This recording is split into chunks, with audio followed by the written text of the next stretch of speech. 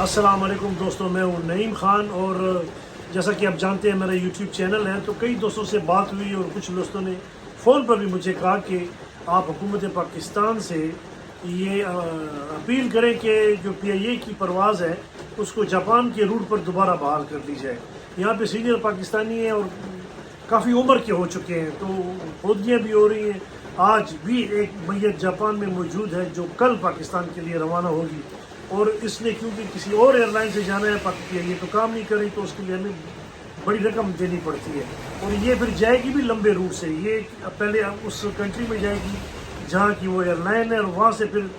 جہاز سے باڈی کو دوسرے جہاز میں شفٹ کر کے لے کر جایا جائے گا۔ تو میں اپیل کرتا ہوں پاکستان میں ارباب اختیار سے، PIA حکام سے اور حکومت پاکستان سے کہ برائے مہربانی جاپان اور پاکستان کے درمیان جو PIA کا روٹ ہے اسے جلد از جلد بحال کیا جائے۔